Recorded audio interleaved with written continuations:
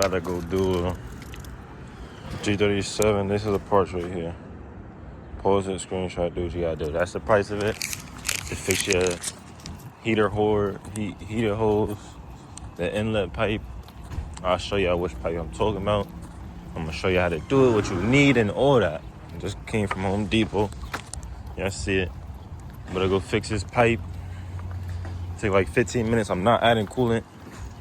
I'm gonna wait till she get here with the coolant. Yeah, I'm not buying that. So I'm just helping them out. I ain't even getting paid for this. This right here is what I paid. This is my helping fee. That's what I'm paying. So I'm gonna get back with y'all when I get over there, and we're gonna get this done. It's about to be like a 15-minute job, 10-minute job maybe. The hardest part about it is taking out the old pipe because it broke. It's not like you can wiggle it loose, it broke.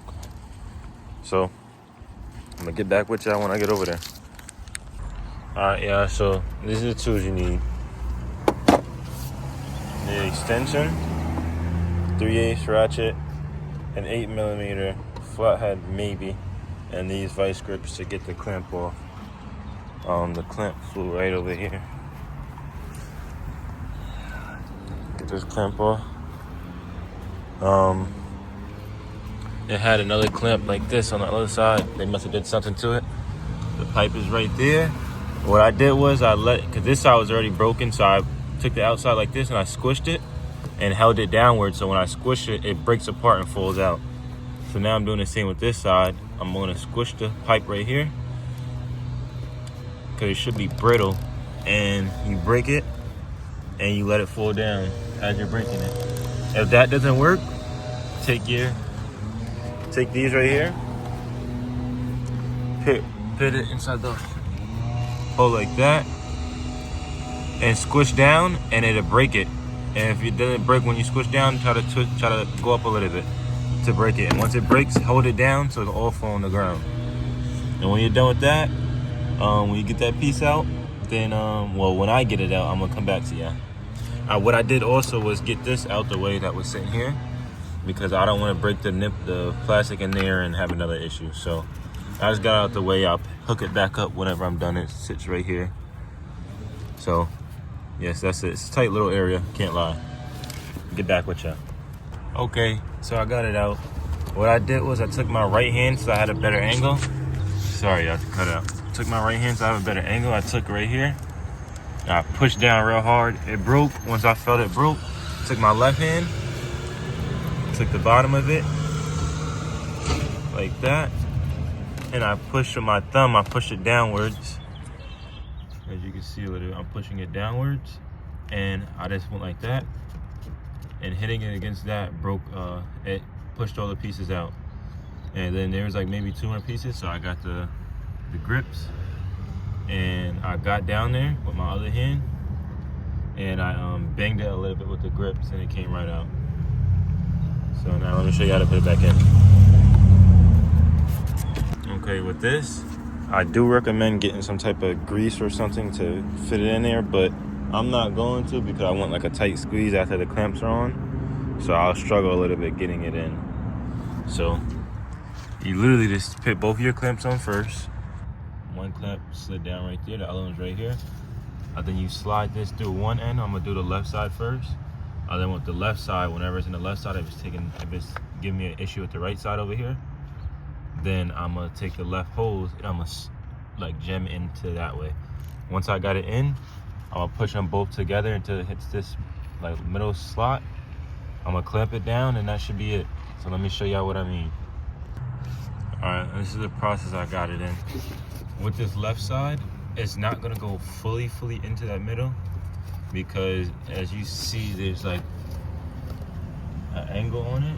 So that angle hits back here before it can slide fully. But this side is more straight, but it has like the same angle. So this side slid on a little more. So what I did was I clamped this one down. You want to clamp it down, but don't go crazy because you don't want to snap the clamp.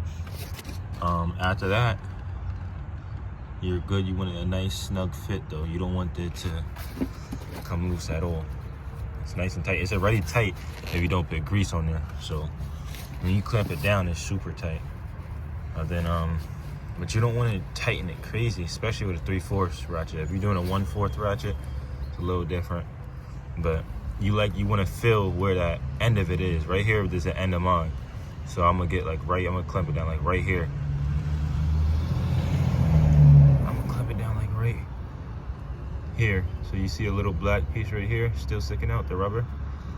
So a little bit can sit out like how that one's sitting out. And then, yeah, clamp it down, y'all. Now that you got both sides, it looks even clean, like it just looks clean back there. But now that you got both sides on, you want to give it a little pull. You pass the pull test, you're good. Add coolant and watch this hose.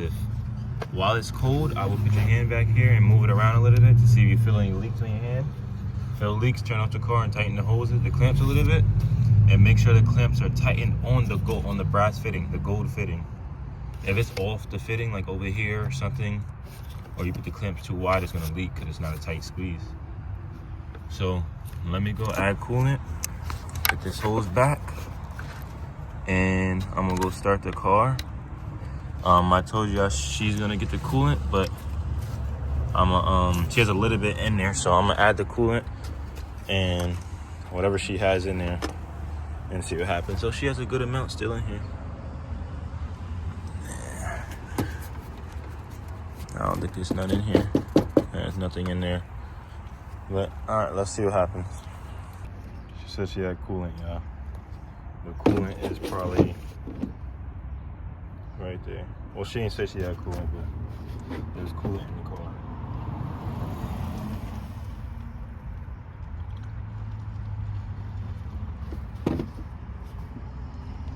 Let's see.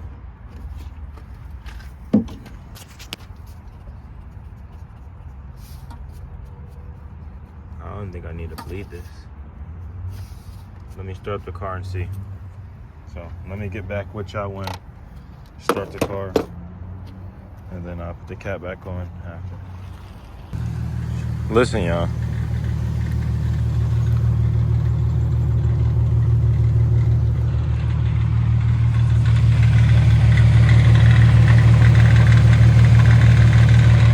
Y'all tell me what that is. I don't know what that is. I'm not doing no crazy research on her car. So, look, this shit don't even work. Let's see.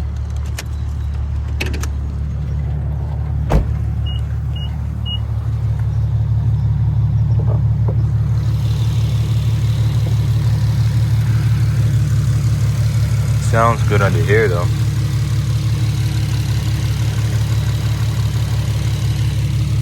I would say it's exhaust rattle, but it doesn't really sound like exhaust rattle.